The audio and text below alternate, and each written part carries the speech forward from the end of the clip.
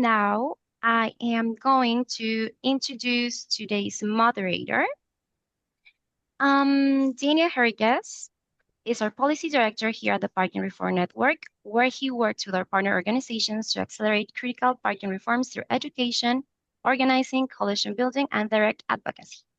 Prior to coming to PRN, Daniel was editor-in-chief at Strong Towns, and he is co-author of the book Escaping the Housing Trap. Daniel has a master's in urban planning from the University of Minnesota, and he lives in St. Paul, Minnesota. So thank you, Daniel, for being here with us. I'm now introducing Bryce Cristiano. Bryce Cristiano is a third-generation Phoenician writing Signal Doctrine, an independent publication on Arizona's infrastructure, urbanism, and heat.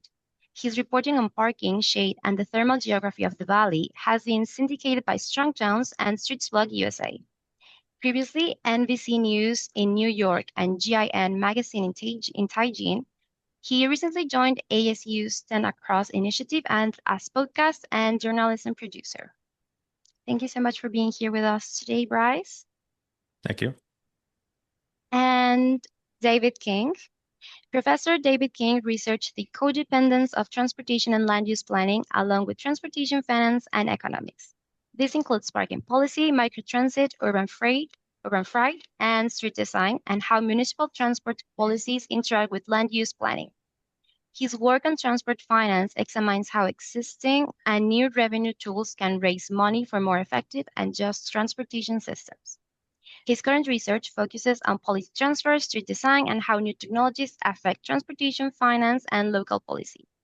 King connects his research to issues of transport sustainability, justice, and climate resilience, specifically how local and state policies can leverage federal investments to achieve planning goals. So with this all said, I encourage you to welcome today's speakers, and Bryce, the floor is yours. All right, perfect. Well, thank you so much for the amazing introduction, and I think I can speak for us both when I say that we're really glad to be here speaking on this issue. And getting started, nobody registered for this event to be convinced that parking is a problem. So we're gonna skip over that part. Uh, David is one of the researchers who, the reason why I reached out to him initially for an article that I'd written is because he had counted every single parking space in the Phoenix metro area and found that to be 12.2 million parking spaces here. For me, I've spent the last 6 months reporting back home here in Phoenix on what pavement does to the city that I've grown up in. So on a July afternoon here in Phoenix, uh, the lots that we're surrounded by, these asphalt lots, hit anywhere from 150 to 170 degrees. And the upper range of that is enough to give you a second degree burn in under 30 seconds. So we're gonna kind of dive into what the evidence actually shows, what a city that's already built, kind of like Phoenix, can do right now, and we're gonna be taking Phoenix as a case study. But I want to emphasize on the start of this that it's not really the outlier, especially anymore. So what's true here in Phoenix is true in Houston, is true in Jacksonville, and it's true of most of the Sun Belt now. So kind of jumping into things with David, I want to start with one question about that count of the 12.2 million parking spaces. So David, you and your colleagues counted every parking space here in the Phoenix metro area, and kind of get us started on talking about how do you count something that nobody thinks about as being countable, and did that number surprise you when it came back? Right. And so it's a little bit more accurate to say that we estimated, but we're confident in our estimates. There's not exactly 12.2 million parking spaces. But what we did is we looked at all of the parcels and what was built on individual parcels throughout the region. We took that cadastral map and we joined it with zoning for each city for each use. So we'd look at apartment buildings and we'd count how many parking spaces were required per bedroom or per unit. We'd look at how many spaces per 1,000 square feet of floor area in commercial districts or whatever it would be.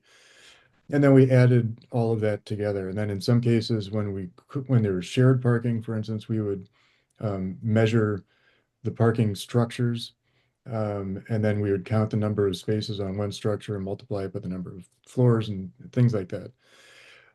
So it, it was a lot of digging in different data sets to put together these estimates. It's and that's how we ended up with 12.2 million. Now the colleagues that I worked on this with in Phoenix had previously done a similar study in Los Angeles and found similar sort of rates in terms of parking and roads. And so but this is something that I think every city should know and every city should count. You know, every city that has not removed their parking requirements requires a specific, they prescribe a specific number of parking spaces, but they don't have any idea how many parking spaces are out there. So it's really it's blind policy after blind policy. So understanding how many parking spaces there is certainly a critical thing to do. Yeah, and and I think it's from the 1960s here in Phoenix. We've been adding something of like an estimated 200,000 new parking spaces year per year. So where we stand now, I mean, it's out of control. We don't know. We don't really know where we stand now, but we're dealing with the consequences of it. Um, most people they know about afternoon heat. When they think about how hot it is, they think about the afternoon. For Phoenix, that's becoming more and more so a nighttime story as well. So what does parking contribute to in a city after sunset that a building doesn't?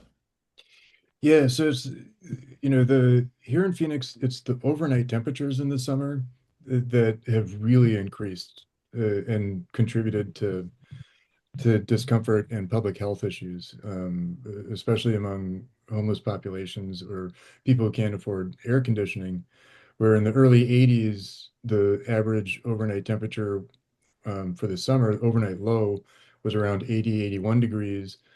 In 2024, the average overnight low was over 87 degrees, for instance. That's a really major shift. And even like this morning, I wanted to get up and go for a run, but it was over 90 degrees when I got up at 5, right? And so I decided not to go for a run because sometimes it's even too hot for me. Um, but the parking itself does a number of things, but mostly what it does is it's asphalt, it's often blacktop, it's absorbing solar energy throughout the day. It gets up to 170 degrees or something, but that is stored energy that has to dissipate. It has to go somewhere. And so overnight, that continues to be released. And then you go around Phoenix, you go around a lot of the Sun Belt, you just see parking lot after parking lot. And I'll note that in our studies, we also measured roads and vehicles, and the roads also contribute a lot, and the vehicles themselves contribute a lot to heat. Um, but it's really that energy that is sitting at the parking lot, the energy that causes the parking lot surface to be 170 degrees, that energy has to go somewhere. I mean, that's thermodynamics. And so that ends up going off into the atmosphere overnight. Now, one of the things that I'll note, we require parking with our development, and then often on individual building sites, individual parcels, we then require mitigation efforts to deal with the parking. So we build a lot of parking and then we require stormwater management because of the flood risk. Or we build a lot of parking and we require a lot of parking and then we insist on landscaping to minimize heat effects or to maximize shade. But being a tree in the middle of a parking lot is a terrible life for that tree. Like that's just not a happy tree. And so we should try and minimize that altogether. And we really should get our development codes lined up so we're not trying to mitigate everything on site. That's a real problem. So, and a lot of the mitigation that we have to include is because of the parking, and so heat is one aspect of that. Yeah, and it's that heat that's I feel like it's constantly in the headlines here, especially in Arizona. Right now we're looking at a weekend where there's an extreme heat advisory in place. It's supposed to get up to 121 over this weekend. And when we're looking at where Phoenix sits, it sits in Maricopa County. And the impact that heat has had on this particular city is extraordinary. We had 645 heat-related deaths in 2023, um, 608 in 2024, and that figure of 2023 was up 900% from 2014. And almost half of these deaths are people who are experiencing homelessness as well. So they're kind of out there in these spaces where these parking lots are. They're the ones who are the recipients really of the heat that's just being belted off the asphalt out there. And texturally, I kind of think about a bus stop that I had covered in one of my articles at 19th Avenue Northern. This is in North Central Phoenix. There's a nice gas station there that had a big covered awning next to the bus stop, and that came down in 2020. And a salad and go went up in its place. This is a drive-through salad location. There was a tree there near the bus stop that was shading that bus stop as well. And when the salad and go came in, the tree went down as well. So the drive-through lane is covered, the menu board is shaded, the pickup window has a nice awning, and that bus stop just 15 feet away has none of that now. So this is how like this infrastructure is really being kind of like passed off onto other people. So I wanted to kind of throw that to you, David. I had like a really specific question here. So where does parking then sit in a causal chain here? Is it fair to say that these deaths are a design outcome? Yeah, so a couple things. The first thing, I'm just going to plug one of my hobby horses here, which is drive-throughs ought to be outlawed in every city across the country. Drive-throughs are a terrible piece of urbanism, and they're bad for neighborhoods. And if anybody's interested in talking more about that, I'm happy to talk more about that. But the issue that you bring up, Bryce, is this issue of exposure. And this issue of exposure is really, really important. Now, it's really hard to say exactly what the causal factors from parking specifically are, because parking is part of an overall, it's part of the overall ecosystem. And here in Phoenix, our roads are too wide. I think that that's a case that could be made in a lot of places. Our parking is too ample. The surface parking lots are really bad for heat, flooding, and everything else.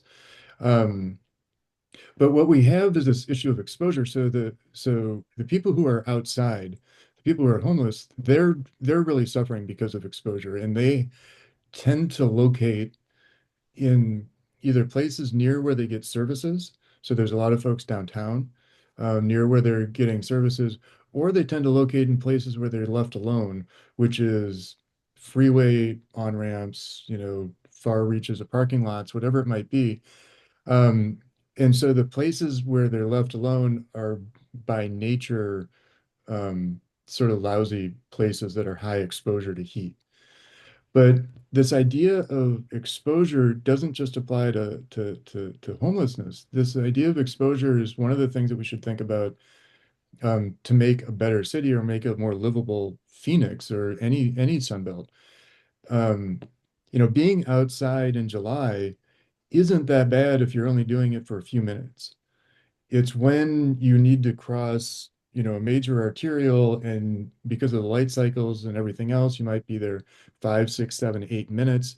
But then you get across the street, and then you still have to walk through a parking lot, the surface of which is 170 degrees, and a typical target is about an acre in size. Its typical parking lot is going to be about an acre in size.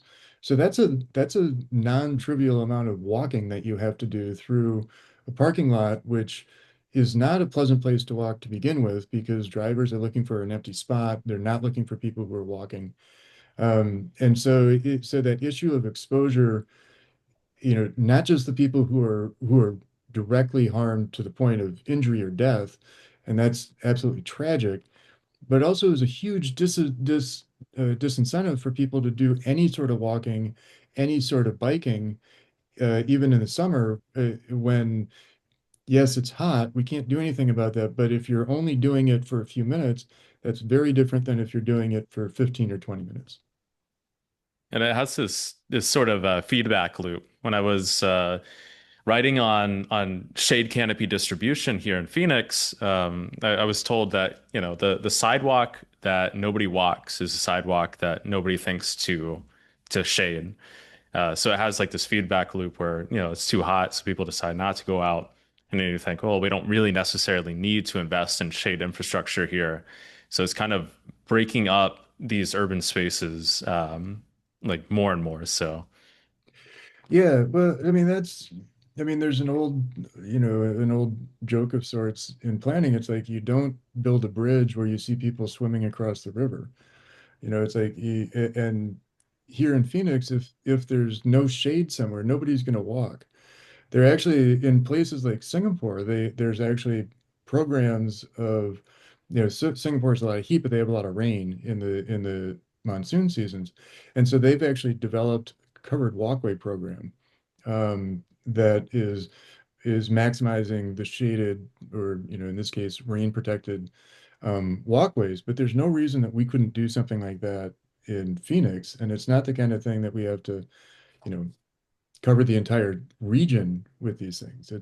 We could start in certain neighborhoods, certain areas. There's other things that should be done. Like one of the challenges with parking lots, and one of the reasons they get so hot is because they're so exposed to the sun. Thinking about the placement of parking lots, thinking about the placement of buildings, more like trying to eliminate setbacks so we're maximizing the shade that comes from our man-made structures, both on sidewalks where people might be walking, but also where where we might be able to cool some of the asphalt. And I guess reeling it back to one thing before we kind of move on to the levers that we can pull to kind of create some solutions here. In Phoenix in 2024, they reduced the multifamily minimums. So the city's own planning director said that most developers build way above the minimum anyway. Um, so in that case, if the code isn't the binding constraint, what is? Well, so this is a bit of an open question, but it's definitely the case that developers will build more than the minimum when there's ample demand for it. But also, especially with mixed use buildings, if they don't know what might be coming in 1 or 2 generations of turnover for their commercial space, they build extra parking so that they're able to accommodate whatever the parking requirements are for some change of use.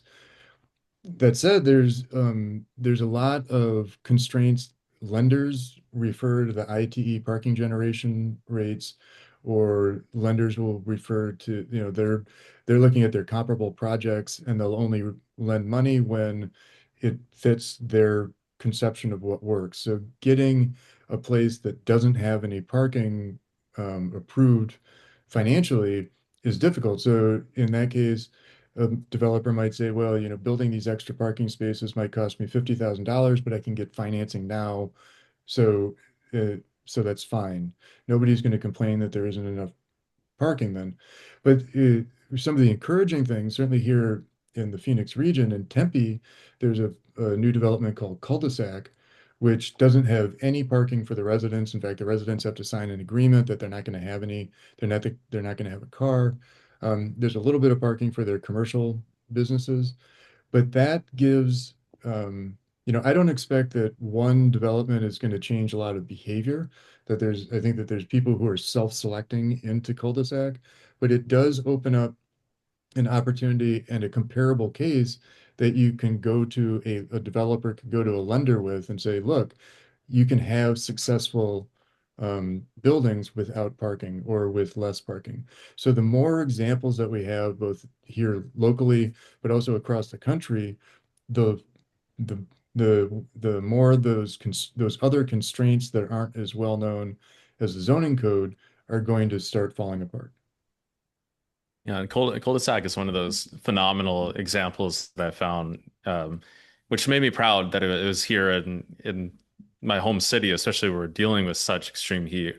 We're dealing with this huge amount of parking here, but also the solutions to the problem are being trialed here in Phoenix. Yeah. Um, and for me, when I first published this article, uh, the strongest counter argument that I saw came from the comment sections, and that was the idea that every car is parked somewhere. So every business is building for its own peak. You have your office lots at noon, your church lots on a Sunday morning, bar lots at midnight. Uh, one commenter said that he wasn't surprised that he was surprised that the ratio of parking to cars here isn't higher than 4.3 spaces to each car. Mhm. So, kind of moving into solutions, then it seems like shared parking is the direct answer to that logic. So, why isn't that happening at scale in places like Phoenix and Houston? Well, it is happening in some places, but it requires a strong intervention by the city or the neighborhood. It's something that works well with business improvement districts, or which we call them special service areas here. But like in downtown Tempe, for instance, the Downtown Tempe Authority, which functions as a bid, also manages pretty much all of the parking in downtown Tempe right next to the ASU campus. um, Tempe is it doesn't require on-site parking for a lot of their businesses along Mill Avenue. So the Downtown Tempe Authority is able to work with the businesses to encourage them to buy in to a shared parking model. And that's been really successful in developing Tempe. It's obviously next to a college, but it's also one of the more walkable, nicer places in the valley. And then Scottsdale, Old Town Scottsdale would be another example where the city has taken a really strong position on having shared parking as opposed to individual parking for individual businesses. Now, the reason businesses or developments don't do that is because everybody's required to have their parking.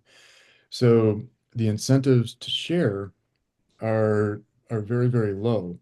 If we could shift to not just a shared model, but a model where it's shared and paid, whether by the business, through some sort of credit system or individually by the drivers, that would encourage much more sharing. Now, there's opportunities like one of the first principles that I would encourage in terms of parking is first stop doing dumb things, right? And that's first, before we build any more parking, let's actually figure out how much we have and is there parking that we could use before we build anything new. Like we don't have to get to the point of scaring people by saying we're going to pull out all the asphalt, we're going to do all that. Whether or not I want to do that is independent. Like we need to get political support for this. And we could say, before you can build any new parking, you have to find everybody within a quarter mile and you have to lease whatever available parking there is. And if you can't meet your parking demand that way, then you can put in a permit for building more parking. And that's something that like Stockholm in Sweden has a policy similar to that. But like that's one of the first principles that we could have that would shift towards shared parking and also turn parking into a business. Like let people make money on it. And if we let people make money on it, and encourage people to make money on it, they're going to charge for it. And if they charge for it, it's going to tamper demand. And if it tampens demand down, then we can start opening up to all kinds of other solutions. But until we get the parking fixed, we're not really in a position to start encouraging transit, encouraging walking, encouraging cycling, any of that. I mean, until we fix parking, we're just pushing on a string trying to get policy fixed. Yeah, and don't want to be a downer on my city's own infrastructure, but we have the light rail that now runs up many of the streets here, and at that area at 19th Avenue and Northern, um, it kind of sits at this area where it's multiple businesses offset far from the road, with an incredible amount of asphalt between everything. When I was growing up, there was a bed mart at that corner where they sold beds. They had 32 parking spaces in case 32 people showed up needing mattresses at the same time. And most of the time, they had zero customers in their store. They went out of business. It became a coffee shop, and the coffee shop put in their own drive-through. So now you're contending with 32 parking spaces that really nobody needs, and you have a drive-through for the coffee spot. So I kind of look at that, those parking spaces, and I gotta wonder, like, could this be used in a different way, or could we start exploring maybe getting rid of this altogether? So when sharing isn't enough, when is removal the better answer than covering it? Well, that's sort of there's not a clean answer on that. Obviously, when you want to remove parking, you want to make sure that there's plenty of alternatives for how people are going to get around. Um, and I think one of the principles with removing parking is it's unlikely that we're going to remove all the parking, but can we shrink the parking lots to fit the sort of the demand that's there? And certainly throughout the Phoenix region, there's lots of, sort of large strip malls that have enormous parking lots that could have a lot more built on them. Um, whether it's housing, whether it's other businesses, the parking lots themselves at some point they become an impediment uh, to being able to walk or bike or take transit. And obviously, if you're taking transit, you're walking that last bit anyway. Um, but I think the trick is don't try and have a one size fits all policy that would apply to the entire region or even the entire city. Like here in Phoenix, start with Central Phoenix. Start with individual neighborhoods where you can focus on removal or replacement or shifting to a shared model.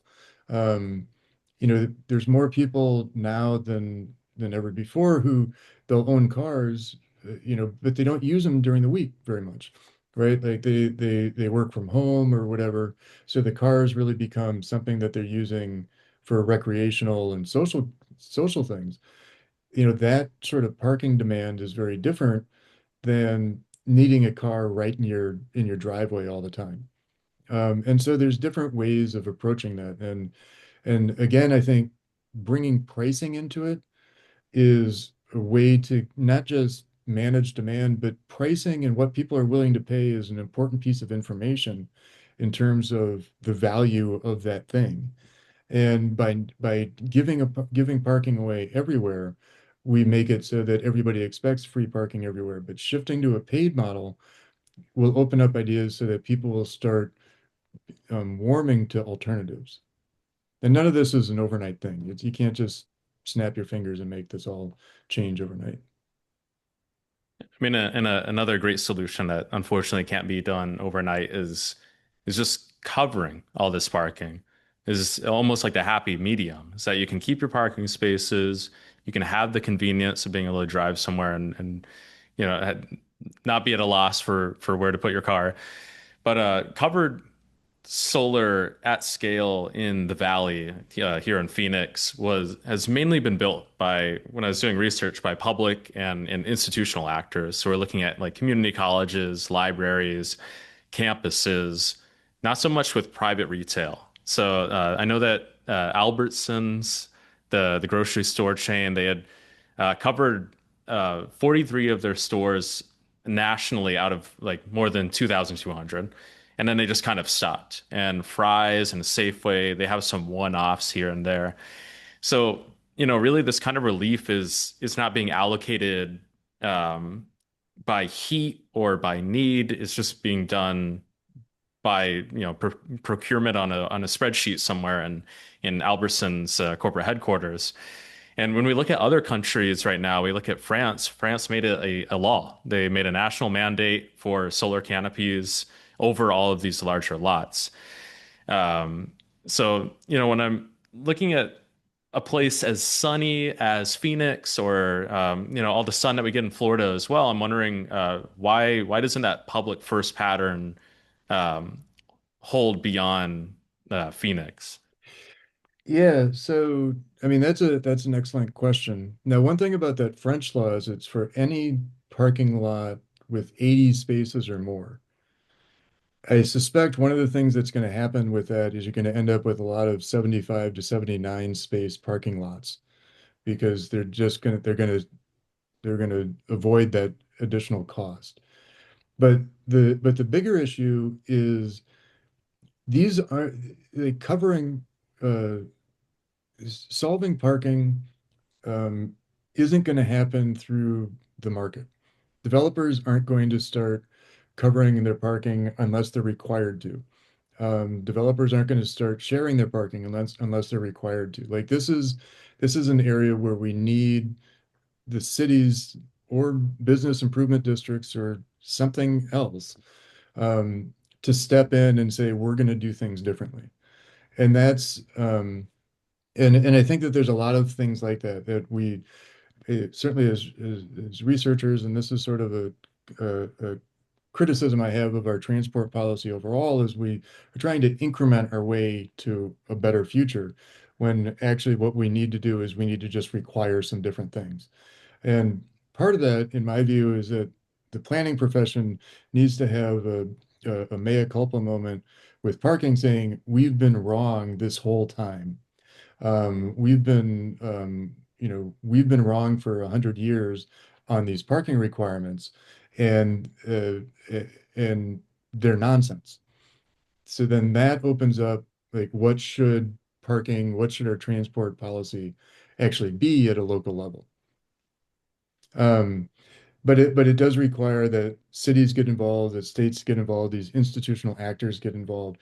And I'll also say, covering with solar, it's sort of the beginning of a very, very dramatic change in electrification. Regardless of what's happening at the federal level, the auto industry is electrifying. Um, the United States can either be part of that or they can fall behind. But the globe is electrifying their vehicle fleet. But something else that's happening that's really powerful is home battery storage. Now, whether that's your car or a battery pack that you install in your home, like it's not inconceivable that within a decade or so, we're in a position that we can generate as much electricity as we want, and we have the storage capacity for it. Um, and so that's going to be a real change that we should be able to take advantage of our sunshine here in Arizona for our electrification needs, and adding that battery storage is going to change that dynamic, and that's related to how much solar do we need, and essentially we should have as much as we can because we're going to be able to store that energy overnight to to better serve everybody's needs.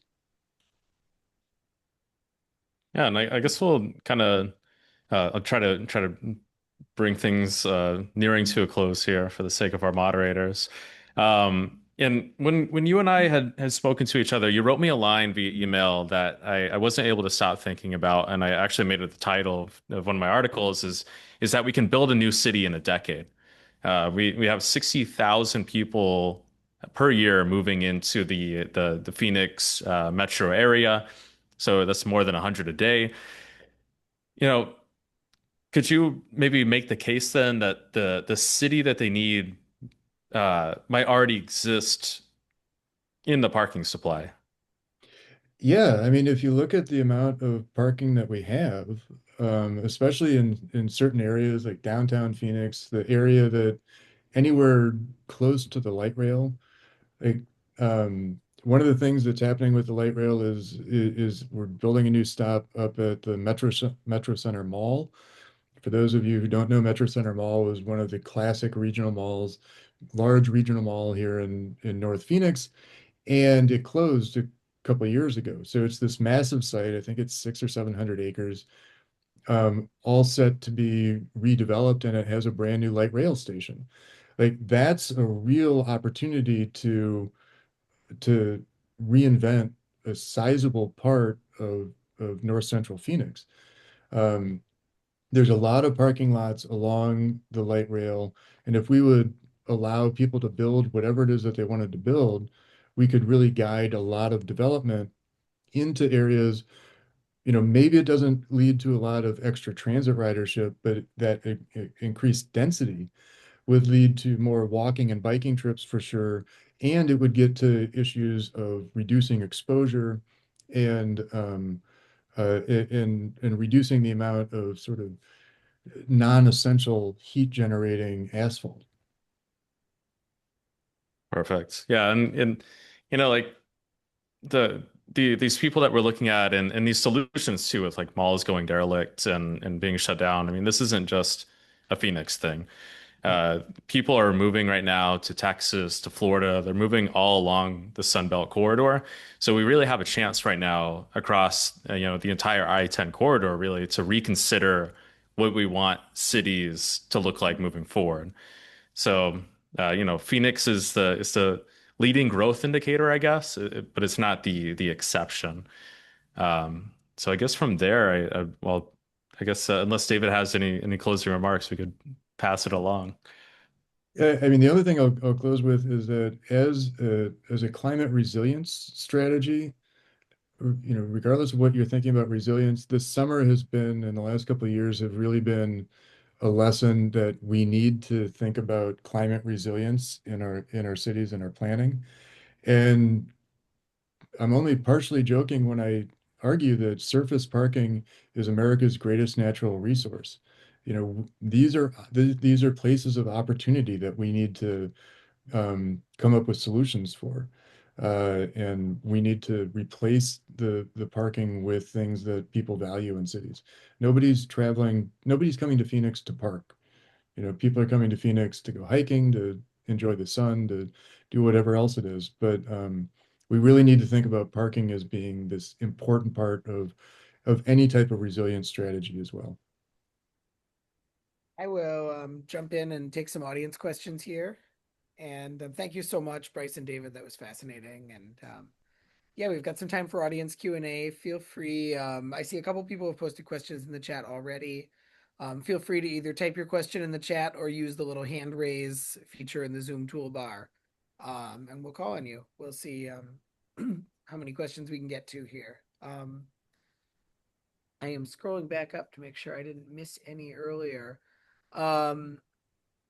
So Zvi had a question about in those cities which have attempted to quantify the amount of parking, how does that break down, or do we have good estimates about the number of spaces found in surface parking, particularly the big asphalt surfaces, which have this sort of unique set of impacts in terms of heat and exposure relative to structured parking?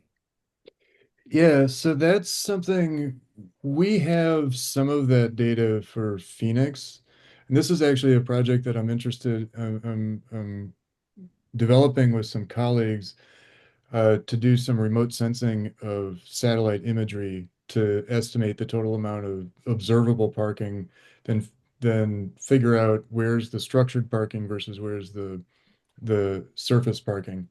So there's ways to do that, but it hasn't really been done. We have some rough estimates of that because when we were counting the number of spaces, we had to identify where were the structured parking lots, because we'd have to count those separately than the surface lots. But we didn't break it down where there's a specific number.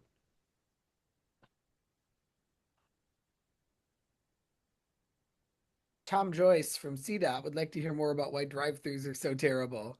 David, that was your hot take earlier, so I'll throw that one to you, but either of you can opine on that if you care to. Yeah, so the thing with drive-throughs is it caters to people not getting out of their cars. So they're not even getting their urban experience. Like they're not leaving their car. It adds nothing to the neighborhood. But on top of that, every time we have a curb cut, every time there is a driveway, that is an insult to the pedestrian environment. And so if you want people to walk, you have to minimize the number of times that drivers are driving across their sidewalks. Drive-throughs don't do that. Drive-throughs maximize the number of drivers that are driving through their sidewalks. Here in Phoenix, we love our drive-throughs, and there's a lot of drive-throughs where the drive-through the line backs up into traffic, which then affects transit service. Daniel, I know you're in St. Paul. There's a famous Starbucks in St. Paul where this happens, where there's the drive-through in through the Starbucks backs up onto, I don't remember the road, but backs up onto the road, and it actually causes the Metro Transit buses to not be able to serve their riders. So so drive-throughs are one of these things that if you want to promote good urbanism, if you want to promote a good neighborhood, everything about a drive-through goes against those principles. But I'll say there's a number of cities, and even California is looking at um, banning drive-throughs. There's no evidence on this. Like these are just my arguments that I'm making. I've been doing some work on drive-throughs, but there's not an evidence base of scholarship that supports a position at all on drive-throughs. Yeah, I mean, Go ahead, for Bryce. me, I don't know if I'd go as far as saying that we can, we should ban them. I still appreciate the drive-through every now and again. But I think what the drive-throughs prove in Phoenix especially is that Phoenix and these private businesses, they know how to build shade. But they ultimately just allocate that shade to cars instead of people.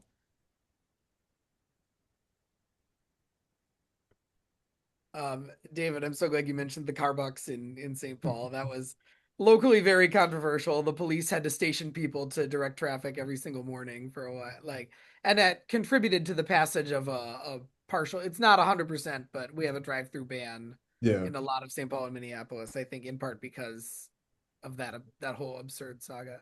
And I'll be there in about an hour picking up my kid from preschool next door to it, so I get to enjoy the Carbucks on a daily basis.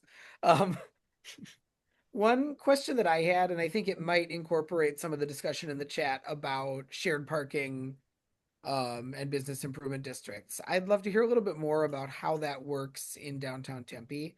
My general experience with getting business owners, I mean, you can give them an incentive to, they can reduce their own off-street parking mandate by drawing on some shared pool of parking, but where you've got private lots that already exist that could be repurposed, at the time when the business that owns them is closed. You've got the law firm that closes at 5 p.m. and then you got restaurant patrons who are there at 6. My experience in general is that getting that law firm to allow people who aren't their customers to use their parking after hours is very difficult. It's liability concerns, it's not wanting to enter into a direct um contract with another property owner.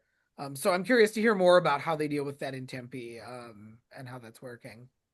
Yeah, so in Tempe, the downtown Tempe Authority, their primary thing isn't parking, but they also have a parking management piece of their organization. And they compete for contracts to manage parking around Tempe. And and like this would be a solution to like that law firm. That law firm could just um, lease or sell their parking to another entity that would then be responsible for managing it. And part of that deal could be that the law firm gets free parking, 100 spots or whatever, Monday through Friday. But then all the other times, this private company or the business improvement district would manage the parking. And so one of the things that Downtown Tempe Authority has done is that they manage the parking. They actually did a parking study a number of years ago, and they have parking more expensive on Mill Avenue, and then it gets less expensive the further away you go. They they structure their off-street parking rates based on expected demand because they're trying to both maximize their revenue because it's something that they can use for the bid activities, but they also are trying to balance. They don't want to price their parking so high that everybody turns to Uber or Lyft or Waymo to get around. which would then harm their revenues, right? So there's a number of different ways, but the business improvement district becomes a claimant for good parking. The businesses themselves don't have to worry about providing parking as part of their overall thing. Like running a business is hard enough. If you don't have to, if you don't have to manage your parking lot and your parking supply, that's all the better. The Tempe bid does quite a bit more because they're also promoting uh, trip reduction things with the businesses. They're trying to do transportation demand management in downtown Tempe. So they're doing a lot of packages because parking is one piece of a big package of local transport things. But having having a representative of the developers and the business community that isn't going to the city, so that like North Tempe or Central Tempe doesn't feel like they're competing with South Tempe, which are very different parts of the city. It sort of right sizes the solutions in a way.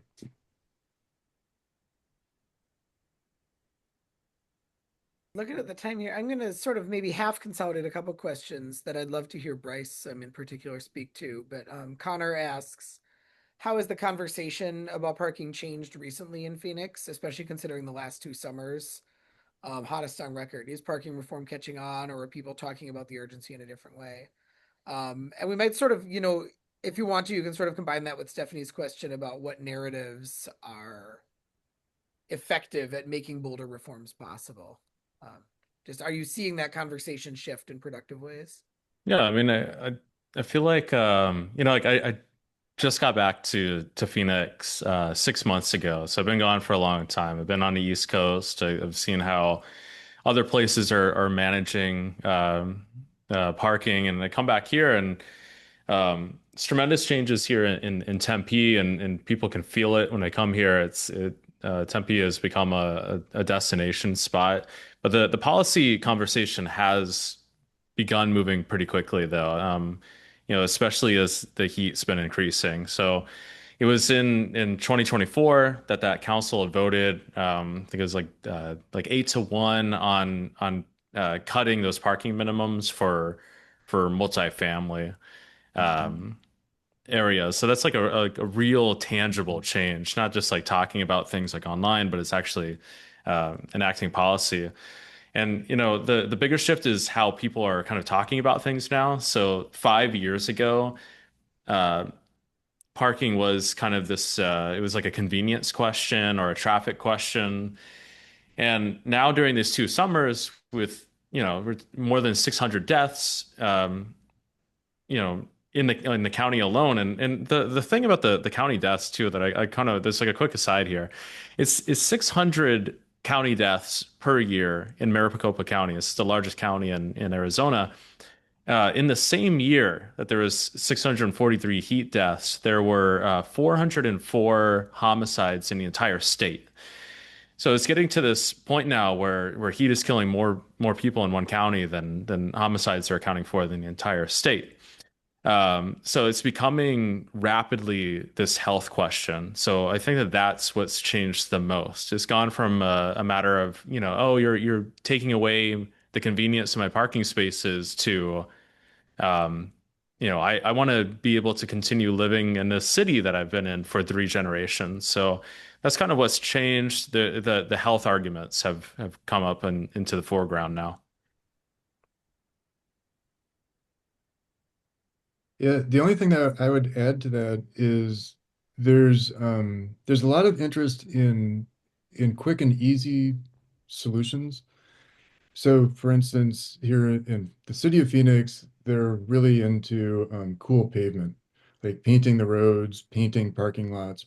Cool pavement doesn't really work.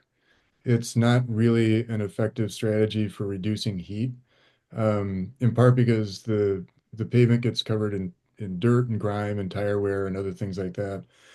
Um, but there really aren't going to be any half measures. Like there's steps that we can take, but this idea that we're just going to be able to paint our way out of the problem is not realistic.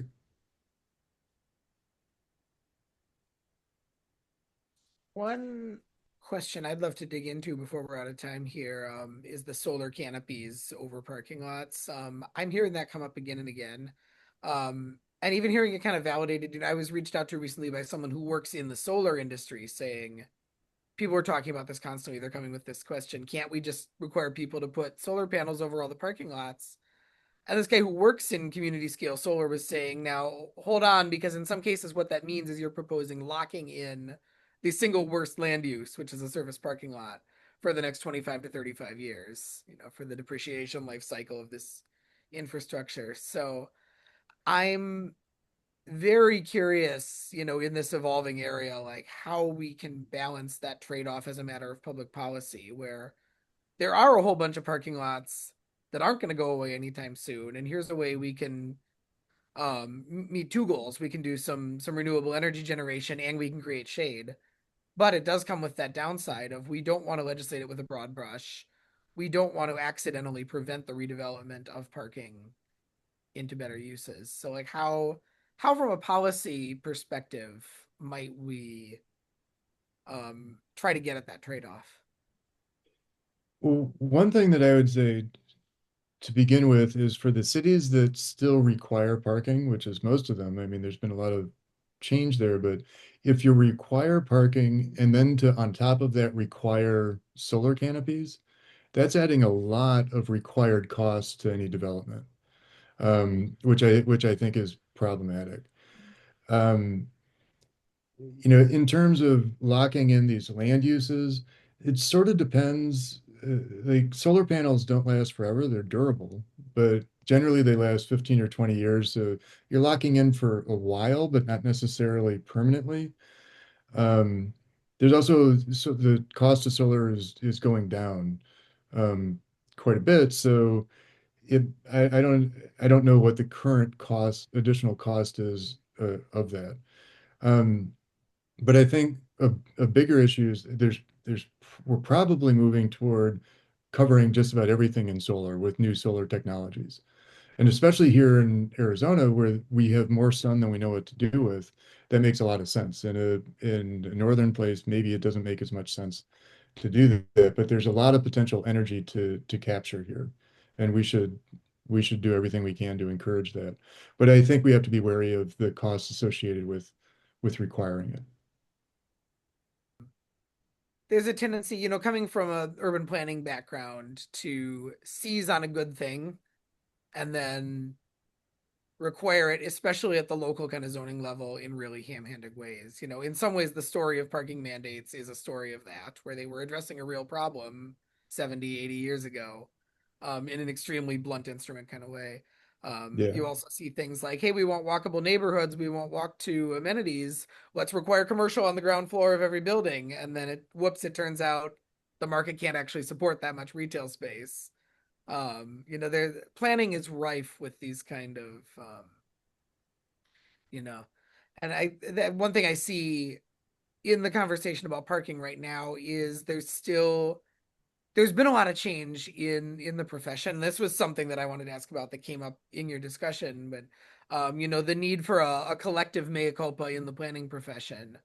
um I see signs that that's happening. When I talk to younger planners, people who are 5 years out of planning school, 7 years out of planning school, they're almost always on board with parking reform. They almost always philosophically agree with it. Um, there's still sort of, there's a need, there's a planner brain reflex to, we got to quantify this, we got to study it, we got to regulate it, we got to micromanage it. But I'm curious, how close do you think we are to that mea culpa, or what, where do you think the planning profession is at on this? That's a good question. I don't really know. I mean, I agree with you that the younger planners are are fully on board with parking reform. I mean, I did my PhD with Donald Shoup. I went to UCLA to study with him, and at the time that was still sort of unique. It was just before he published his book. Um, but the standard of the profession over the last 20 years is you read the high cost of free parking and you get on board. If you're getting a degree in planning, you come out of that knowing that parking is a pseudoscience. Um, So so I think that there's a lot of hope there, but it's this idea of getting to a mea culpa where the planning profession comes out and says, we were wrong. All of that was wrong. That I don't see much appetite for. There's a lot of interest in changing, but there's a difference between changing what we're doing and saying, we as a profession shouldn't have done this thing that we were doing for 75 years because it was harebrained. Even within the past few years, you've got planning publications, publishing a lot of really positive stuff about parking reform, but then you've got state APA chapters that come out and oppose parking reform legislation. So Yeah, yeah. the profession's institutional gatekeepers versus the opinion of planners is a big thing. Yeah, I mean, and there's always going to be tension with that. But I do think that is one of the things that we see, and one of the reasons I think we need this mea culpa is we see NIMBYs, I'll call them NIMBYs for broadly, but they use the arguments that planners have used for years against reform. They say, how can you permit this place with no parking? For 75 years, you've been telling us this kind of thing needed 100 parking spaces or whatever it is. And that's why I think the planning profession needs to come out and say, we never should have said that because that was wrong. We are at just over an hour here. This has been a great discussion, and I don't want it to end, but I think we need to wrap up here. And I'd love to give each of you the opportunity to offer a closing thought if you'd like to. Maybe starting with Bryce. Yeah, just thank you everybody for showing up today, and I'm really grateful to see the work that's going on nationally to to rethink what our cities could be. Um, and we look at Phoenix as though it's this inhospitable place. You get asked, why would you ever want to live in Phoenix? Why would you want to live somewhere so hot? But Phoenix right now and Arizona could be on and is becoming the forefront of reshaping what urban sustainability can look like in the U.S. as the temperature continues to increase nationwide. Yeah, absolutely. I mean, like we talked about building a new city in a decade. The Phoenix region is going to add 600,000 people over the next 10 years. Imagine if we could capture 30% of that in, a new type of desert-oriented urbanism. Like that would be a massive, massive change.